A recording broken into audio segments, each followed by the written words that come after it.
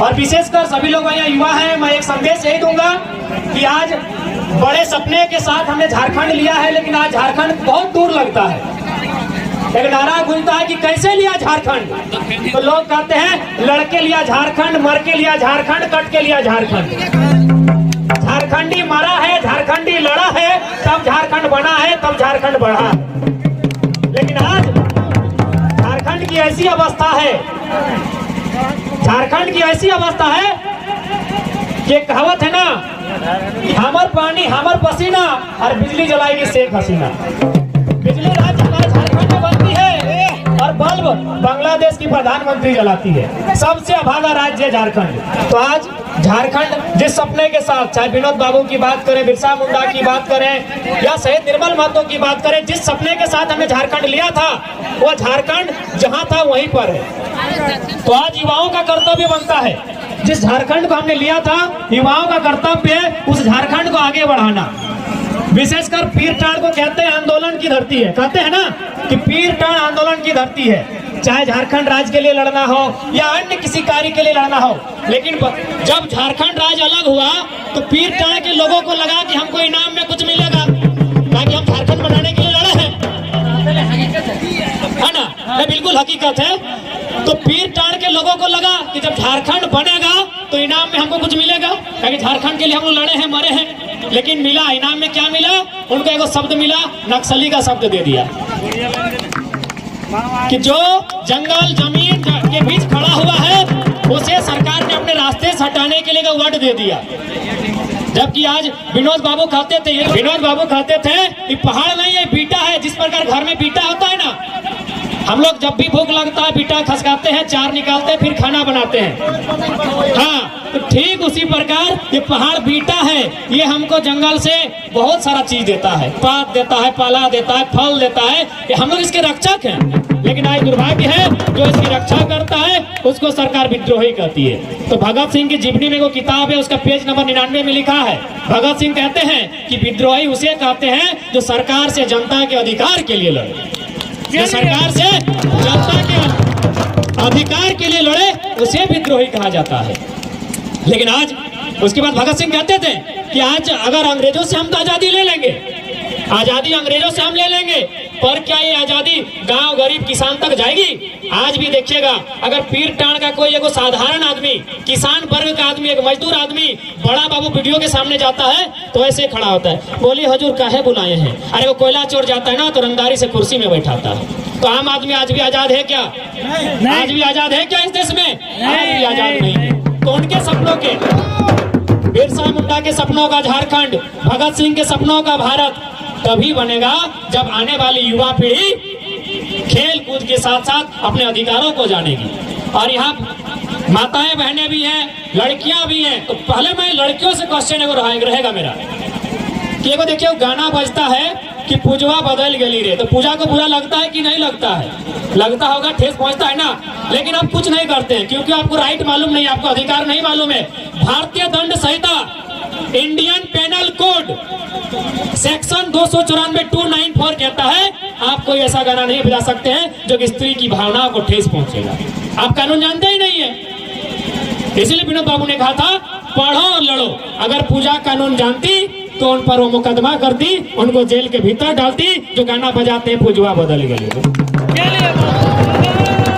भारत का जो कानून है 294 नंबर में लिखा है आप कोई ऐसा गाना, ऐसा बात नहीं कर सकते हैं जो एक महिला को, एक लड़की की भावना को ठेस पहुंच सकता है। तो इसलिए पढ़ाई लड़ाई साथ लड़नी होगी तभी हो पाएगा। और एक बात है, अरे भाई गांव का आदमी विद्रोही क्यों ना बने? आज भी देखिए मंत्री का बेटा मंत्री बनता है तो किसान का बेटा, गांव का बेटा, गरीब का बेटा उस परिस्थिति में क्या बनेगा? कर्मा महतो जैसा ही लड़ने पर मजबूर होगा कि नहीं होगा? आप भले उसे क्या नाम दें, आप उसे विद्रोही कहें, सनकी कहें, सरफिरा कहें, फर्क नहीं पड़ता है। लेकिन जब तक देश में ऐसा कानून होगा कि अमीर अमीर होता जाएगा, गरीब गरीब होता जाएगा, कर्मा महतो जैसे विद्रोही बनते रहेंगे। तो इसलिए अगर सरकार चाहती है विद्रोही कोई ना बने, सब लोग हंसी खुशी अपने घर में जीवन यापन करें, तो असमानता को दूर करना होगा। बेंगलोर की एक घटना है, एक लड़का को 9 साल जेल में रखा गया, कारण था उसके पास भगत सिंह की किताब मिली थी। क्या भारत देश में भगत सिंह को पढ़ना गुनाह है क्या? नहीं। बिरसा मुंडा के बारे में जानना गुनाह है क्या? नहीं। लेकिन ये जो सरकार है ना, ये जानती है कि जितने लोग बिरसा मुंडा भगत सिंह को पढ़ेगा ना, लोग सत्ता के खिलाफ आवाज करेगा। क्योंकि अंग्रेज, बेशक अंग्रेज गोरे अंग्रेज चले गए हैं, भारत देश से गोरे रंग के अंग्रेज चले गए हैं, लेकिन भूरे रंग के अंग्रेज जिसे पूंजीपति वर्ग कहते हैं आज भी देश में कायम है। आज भी गरीब आदमी डर डर के जिंदगी जी रहा है। तो ये सब हमें मुक्ति तभी मिलेगी जब हम अपने अधिकारों को जानेंगे, जब हमने अधिकारों को जानेंगे, लड़ेंगे। क्योंकि सीधा कहा गया है, कैसे मिला झारखंड? लड़ के मिला झारखंड, मर के मिला झारखंड, कट के मिला झारखंड। झारखंडी मरा है, झारखंडी लड़ा है, तब झारखंड बना है, तब झारखंड जिला है। तो हमारा दायित्व फिर बनता है उस झारखंड को बना के रखने का। माटी और बन कि चंद कौड़ी के लालच में मिट गए मेरे माटी और बन, छोड़ मेरी मातृभूमि का हुआ मेरा विस्थापन।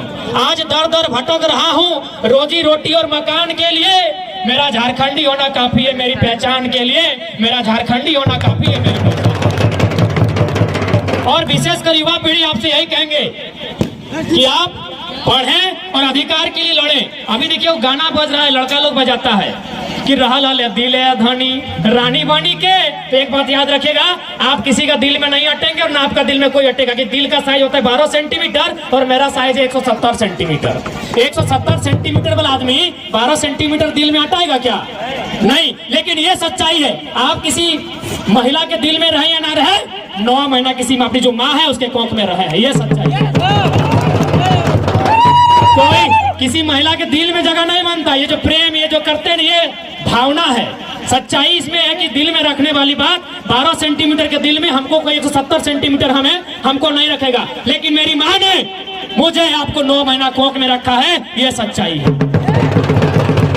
तो इसलिए हमारा कर्तव्य, पहला कर्तव्य बनता है उस माँ के लिए जिसने मुझे 9 महीने कोख में रखा है, और दूसरा कर्तव्य बनता है मातृभूमि के लिए, मेरी झारखंड के लिए मेरा दूसरा कर्तव्य। पहला कर्तव्य मेरी माँ के लिए। तो इसलिए ये रहा हाल दिले धनी रानी बहन के उदास सॉन्ग या दुखी में जो गीत गाने लगे आप लोग, इसे बंद कीजिए। हमारा कर्तव्य पहले जननी फिर जन्मभूमि, तब जाके मेरे सपनों का झारखंड, मेरे पुरखों के सपनों का झारखंड पूरा हो पाएगा। और यहाँ महिलाएं हैं, मैं माताओं से एक संदेश कहना चाहूंगा कि अगर पिता शराबी होगा ना तो समाज को नुकसान नहीं होता है।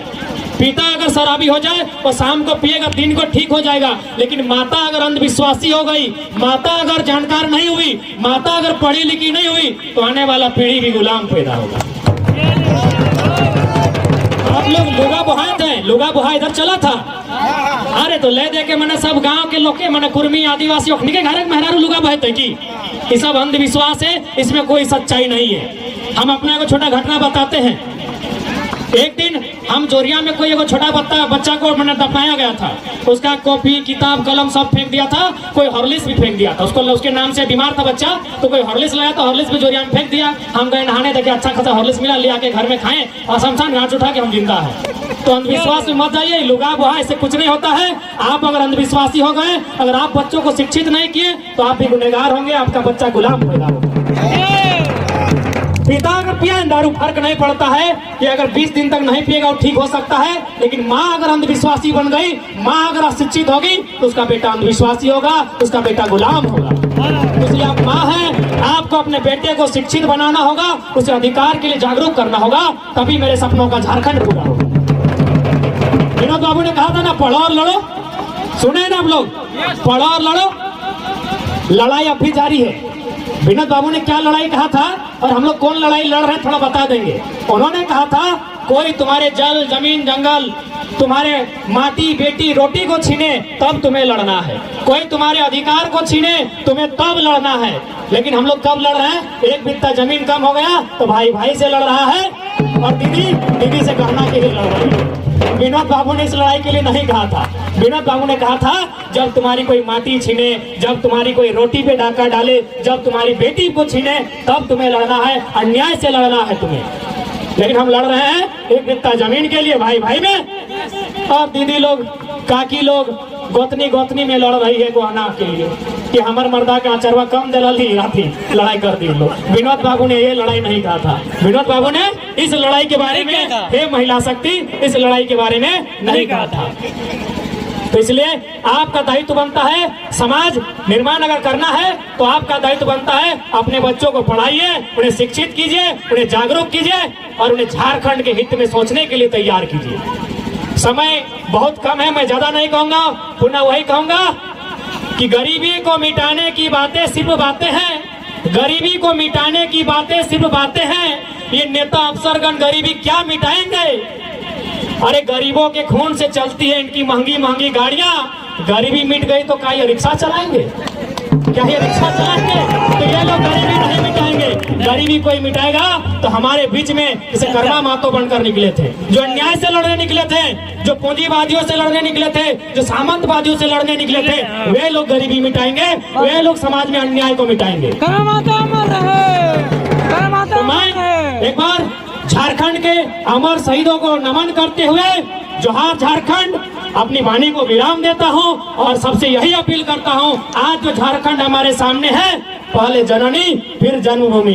रहल दिले धनी रहनी मनी के हम 170 सेंटीमीटर, दिल 12 सेंटीमीटर, टोटली रॉन्ग।